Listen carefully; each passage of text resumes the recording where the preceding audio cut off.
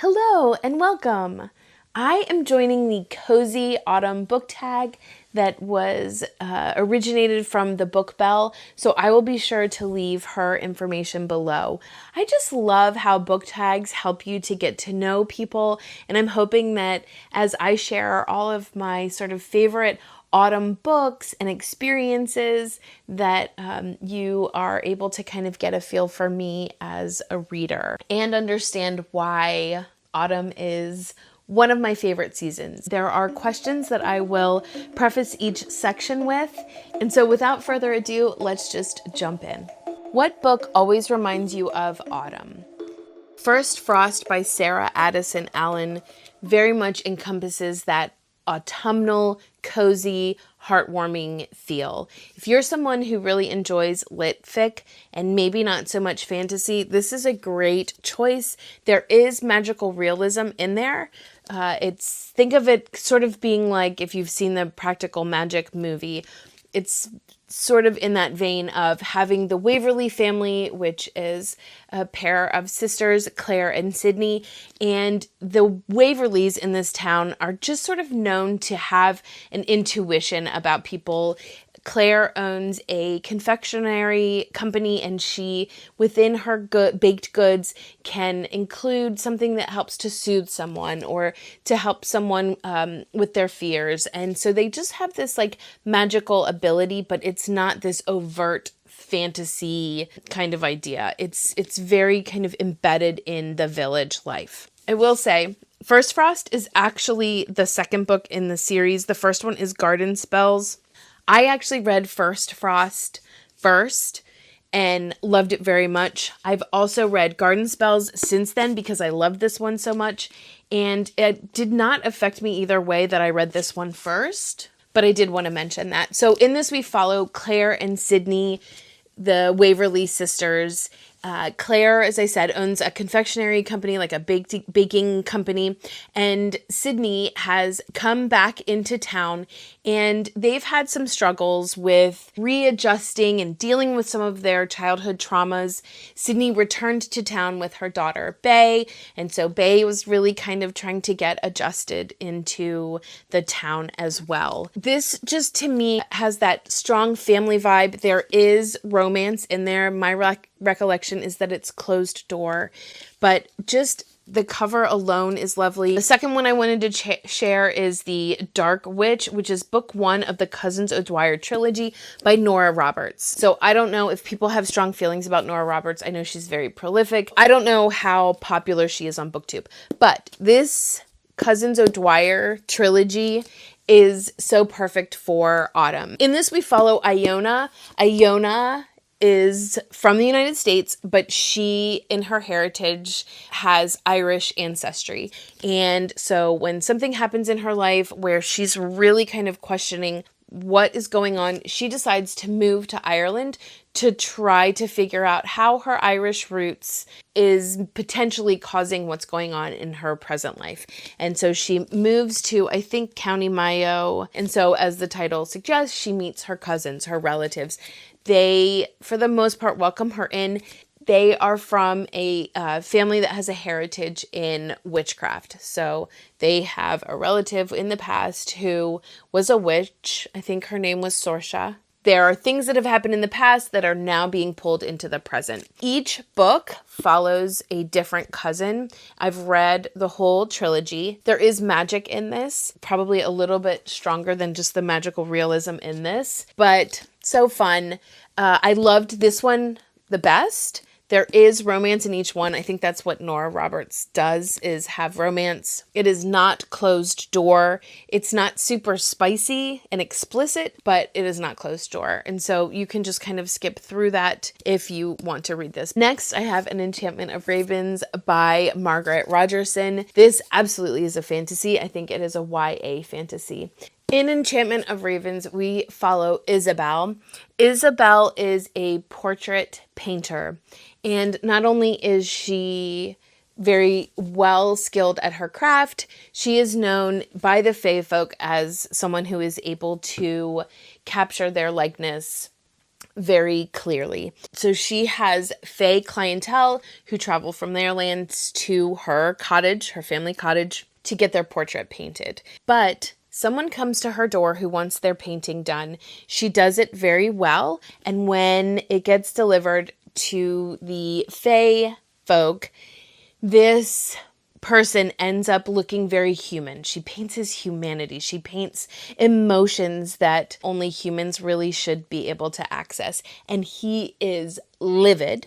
He comes to her cottage and he says that she needs to return back to him, to his lands, and explain herself and right the wrongs that she has done by painting him with having human emotions. And so this very much is a journey novel. I actually really enjoy novels that are travel novels. Sometimes I know that's not something that people enjoy, but to me, this is so cozy. The main male character is actually the Prince of Autumn, and it just is wholesome. There's not, even though it's a love story, it is not spicy. And I love their relationship and the trip that they end up taking together. And so again, when I think of autumn, I absolutely think of this. What is your favorite autumnal book cover? I've got From the Dust Returned by Ray Bradbury. This to me is so very autumnal. He's flying upside down. We've also got Creepy Creatures. This is also got creatures on the back. So I've read quite a few of Ray Bradbury's novels. I think 4, if that's quite a few. And this one to me is probably one of my favorites in addition to the cover. Something Wicked This Way Comes is very creepy. And the Halloween tree it's almost nonfiction wrapped in historical fiction, if that makes sense. And then of course Fahrenheit 451 is kind of this dystopian novel that's terrifying. But this is one that, in addition to having a beautiful cover, is a great autumnal read. In this, we follow the Eternal family. They live in this random house in Illinois. They are expecting a whole bunch of guests to arrive. They are having a homecoming event and inviting a lot of different creatures. In this, I mean, it's so hard to explain. There's many different kinds of creatures. You have vampires as well as ghosts. There's just a lot of different kind of characters in here, and they all kind of come together. And a lot of them are feeling a sense of change coming and maybe desiring a little bit of a different life. And so it's actually not that long. It's actually one that I probably should reread again, but the cover is absolutely beautiful. Another autumnal cover is for Carmilla. This is by Sheridan Le Fanu. This precedes Dracula. I don't think it actually is the first vampire story. I think another book has that distinction, but this was probably the most popular, well-known one prior to Dracula. A lot of people consider this a sapphic novel. I read it and did not get that vibe at all. So it kind of reminds me of how Diana and Anne are bosom buddies. I do think that the vampire is predatory, preying upon a young girl, and yet it doesn't feel like a sapphic novel. So I feel like that's not the best characterization for this story. It's very short. It is something that you could just read in an evening. The next cover that I could not resist to share is The Wonderling by Mira Bartok. I love our little Wonderling without his ear, his number 13. We've got these beetles. This is the story of a Wonderling who lives in Mrs. Carbuncle's home, which is this like orphanage set up for wayward and misbegotten creatures. He is determined that he is going to escape, that he's really been set up for life to have something more. This is very steampunk vibe. There's a lot of underground traveling, just kind of feels like goblin markety kind of underground. It's a middle grade. It has these beautiful illustrations at the chapter start. The print is pretty big, but it is a pretty long story, but beautiful autumn cover. What is your favorite autumnal drink? I like the Harney & Sons hot cinnamon tea. It has a beautiful silk sachet that the tea is in. I also love to make froth milk to add up on the top of it. I put it in a huge horky mug and love the hot cinnamon tea. Do you prefer to read late or early in the morning? Yes. I read anytime I can squeeze in time. So I do have a routine of getting up in the morning and trying to get a workout in, which sometimes means that I can read my Kindle if I'm doing a warm up or a cool down on the treadmill. But then I like to sit down with a cup of tea and read nonfiction books. That's usually how I start the day, is in nonfiction. And then as the day progresses, I usually have a physical copy that I will sit down and read in any moment that I can grab to read. Then at night, I will read on my Kindle in bed. It's a good way for me to decompress, although I do have to think carefully about what book I choose to read, or I will read NetGalley. What is your favorite spooky read? Sticking with the middle grade theme, I have The Haunting of Aveline Jones by Phil Hicks. Cover is stunning. This, again, very slim. It's got illustrations in it. The print is pretty big. But this book is so creepy. When I read it, I was like, oh my goodness, is this actually a middle grade? I was really creeped out, and I don't know if I would give this to my kids to read. It's pretty creepy. Maybe I'm just a lightweight, but it just is creepy. So in this, obviously, we follow Aveline Jones, and you've got a missing girl from the past. She's found this spooky old book that's got like pages ripped out and different poems and tales in it and things that are unfinished, and it is just very creepy.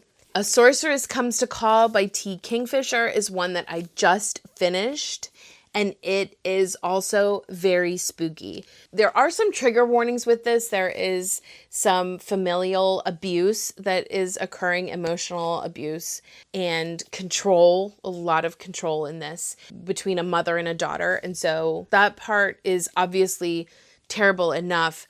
But then we get into what is actually going on, and it is super creepy. T. Kingfisher is not, and I wouldn't consider this horror and gore, but there is some violence in it, and it is pretty creepy. So I actually did a review on this that I think I shared as a short on here. You can look for that, but it is spooky. And then the next spooky read that I would say is The Halloween Party by Agatha Christie. Something I love about this 1969 version is that she dedicated it to P.G. Wodehouse, which I just think is really sweet. I find this, I don't know if spooky is the right word, but disturbing. Absolutely. So I found this old 1969 copy. It's got these orange pages, and I was like, oh, this is great. I'll read this on Halloween and see if I can figure it out. And I will probably never read it again. I will keep this copy because I love this old hardcover book, but it is disturbing. It's disturbing. What is your ultimate comfort read? Wildwood Dancing by Juliette Marillier. This is a 12 Dancing Princesses retelling. It's my favorite retelling of that tale, as well as I think just favorite retelling. And in this, we follow, obviously, 12 sisters. We get to know one or two more than the others. But the mother has passed away. The father is ill. And so he goes to the ocean to basically try to help heal himself. And the girls are left in the care of this no good, nefarious cousin who does not have their best interests at heart. My recollection is that they're kind of hungry and cold. But they discover that the veil in between is thinner on full moons. And so they travel from their crumbling manor to this other world area where everybody gets together on the full moon and dances and feasts and celebrates, and the 12 sisters are part of that. And they absolutely are dancing the night away. They're rubbing their shoes down to nothing. They are able to remember parts of the night. There is a mystery that's happening in their real world, in the woods surrounding their manor, and so they're trying to figure that out, trying to see if there's any connection to this feast. There is romance, there are vampires, there are fae. This is just the comfort read for me. I love Juliette Marillier's writing, but this is my favorite. And then next, I know I've talked about this before, but I don't ever see it anywhere.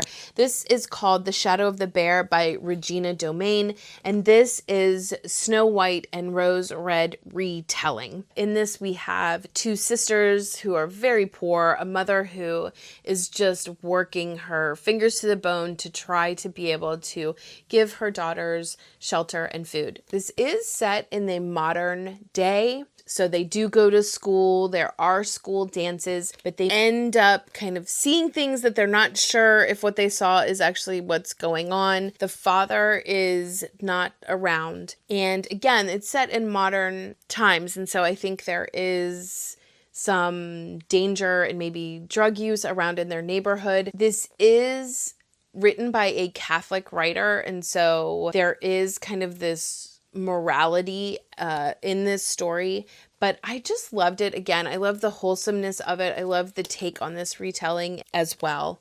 And it is part of a series, so you could find other ones in this series, but this was the one that I loved the most and keep on my shelf. The next one that is very cozy is one that I just read this past summer, and that is The Spell Shop by Sarah Beth Durst. I've read some of Sarah Beth Durst's middle grade, but this was my first adult novel that I had read of hers, and it just really is so cozy. In this, we follow Keela. Keela is a librarian. Her job is to guard all of the grimoire and spell books and all of those important books in this huge ancient library that is in a city. Well, the city becomes under attack. It is burning. She and her sentient plant Kaz pack up as many books as they can onto a boat and flee the city. And they end up going back to the island that Kayla was raised on by her parents, who are no longer alive. She returns to this island. She discovers the cottage that was her parents, and she and Kaz move in, and she hides the books because she's concerned about the ramifications of her stealing those books. Even though the city was on fire, she just isn't sure if she's going to be in trouble or not. As she's living on this island, in return, she starts coming into contact with people that she would have known in her past, new people. You've got really kind people who own a bakery who kind of pull her under their wing and take care of her and kind of teach her things. And she learns that the island is slowly seeping magic because places like the city she just came from are taking that as like a harvest, a crop, taking that magic from them and using it for these larger areas. And so these smaller, more rural areas are being negatively impacted by these more urban, crowded areas that are taking the magic. This book is full of a lot of creative fantasy elements. You've got mer horses and the cowboy or the mer horse man who herds them and takes care of them and, works with trying to breed them so that you can have more mer horses. As I mentioned, you've got the bakery. You also have these, a villainous character as well. It's just really lovely. I love the cottage. I love Kaz. There is romance in this, but it's pretty wholesome. I think closed door. I don't remember anything being at all explicit in it. And to me, it's just ultimate cozy vibes. What is your favorite autumnal reading snack? For me, for where we live, autumnal snacks mean apple cider donuts made locally by our Amish community. If I'm going to have a snack while reading, it is Usually in the morning, I will have either a tea or the apple cider with those apple cider donuts, especially on a Saturday morning. I don't typically snack during the week when I'm reading because I'm usually on the go throughout the day and am not really in a position to be able to be snacking. So for me, it's like Saturday morning treat to be able to eat apple cider donuts. What is your favorite candle to burn? I am not big on scents on candles. I've read too much about the scents that get included. I actually like a beeswax candle with a wood wick. I've actually read that by burning beeswax candles, you actually are helping to purify the air. And so the added benefit to burning the candle is that there is a little bit of purification that's going on. I love the crackling of the wood wick. It just is just a beautiful candle and it's my favorite. What is your favorite autumnal activity?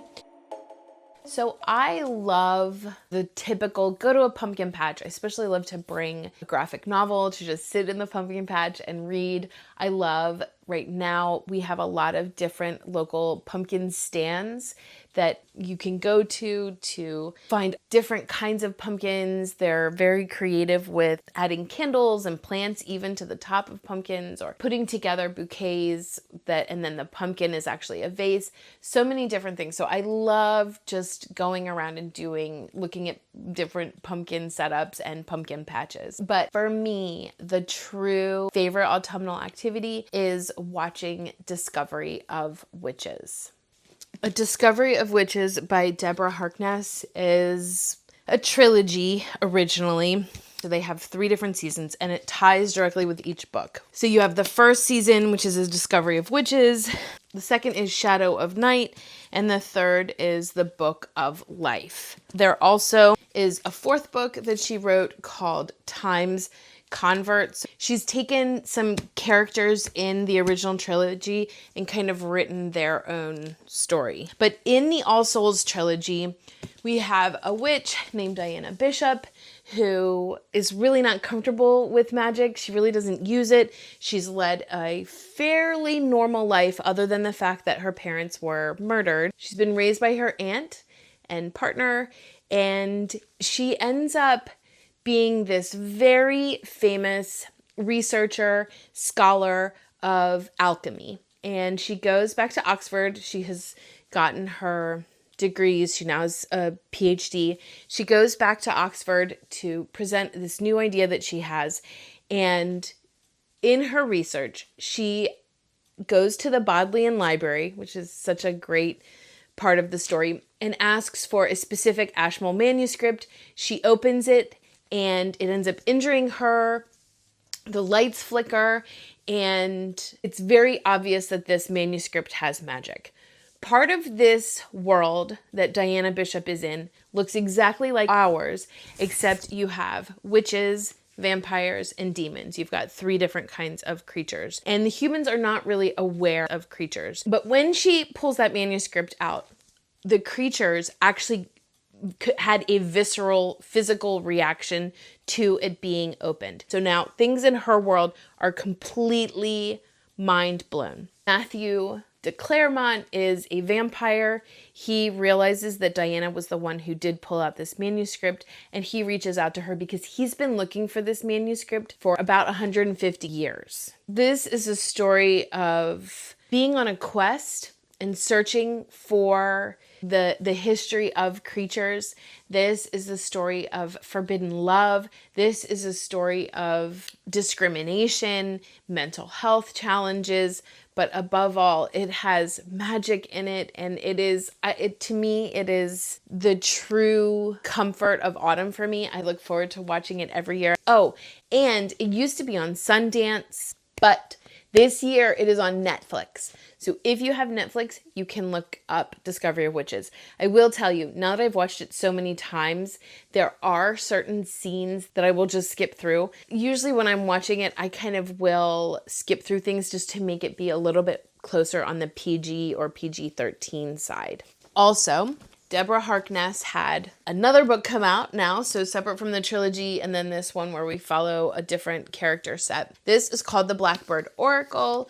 I managed to get a signed copy of it. I have not yet read it. It came out in July. I thought that maybe what I would do is go ahead and watch the series and then read this, because this is actually happening after this has happened. Once you've read these 4 books, then this would be the next book. I would say you absolutely should watch the show or read the books before you would read the Blackbird Oracle. This follows Diana as she digs deep into her past, I think, and tries to kind of look at her ancestry, and I think that's what it's about. I haven't read that much about it because I want to just soak it up once I'm done watching the show.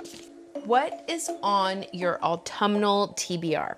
I have way too many books on an autumnal TBR to include in this already too long video. But what I did want to do was highlight a couple books that I am reading on NetGalley that are coming out soon or have already come out. The first one is Rewitched by Lucy Jane Wood. And this comes out September 17th. The cover is lovely. And if the book is any good, I will most likely buy it because the cover is just adorable. So in this, we follow Belladonna Blackthorn, who is approaching her 30th birthday. She has magical capabilities, but she really kind of just uses it to like make herself a cup of tea or to help kind of dust and clean up the bookshop that she works in. She's not been doing any big, huge magic spells in her life since she got magic at the age of 15. This actually turns out to be not a great thing. So we don't want to abuse our magic in this world, but we also need to utilize it for meaningful experiences. And as Belladonna approaches her 30th birthday, she gets a letter, which is like Hogwarts style letter, that lets her know that now that she's had magic for 15 years, she needs to come to this basically like coven meeting to go over, has she been utilizing her magic in a way that is beneficial and useful? And if not, then she potentially could lose her magic, which she was not aware of. She did not dive enough into that part of her life to be aware that she could ever lose it. And so we kind of jump in with Belladonna as she is preparing for going to this meeting. And I'm expecting this to be cozy, low stakes, low fantasy. So in the same realm as like, you know, Legends and Latte or Bookshops and Bone Dust, something that really kind of feels kind of cozy, but not super intense. And then the next book that I'm reading came out on September 3rd, and that is The Cottage Around the Corner by D.L. Soria. So my understanding of this is that it is very much related to You've Got Mail. So we have the female main character who is Charlie Sparrow. She works at Chanterelle Cottage, which is a cozy spell shop. So in this world, people are aware of magic and you can go and have like little spells in the spell shop. Well, in her town, there is a bigger spell shop, which is like, Fox Books, who's coming into town, and Charlie and her aunts are afraid that their small spell shop is going to kind of be lost and everyone's going to be going to this newer, bigger spell shop. And I think there is a relationship, it might be enemies to lovers, between the manager or maybe even owner of this bigger, shinier spell shop with Charlie as she's in this like smaller family-owned spell shop. So I do think it's very much a You've Got Mail, but in spell shops instead of bookshops. Also, the town for this book is called Owl's Hollow. I don't know. It just seems like such a cozy book. Feel free below to let me know if there are any books that you, from what I've said, are interested in, or let me know within those categories. Let me know your suggestions for those categories. And then lastly, if you decide to do a video and use this book tag, please feel free to link that video below so that I am sure to go and watch it. Thanks so much for watching, and until next time. Oh my gracious, be careful.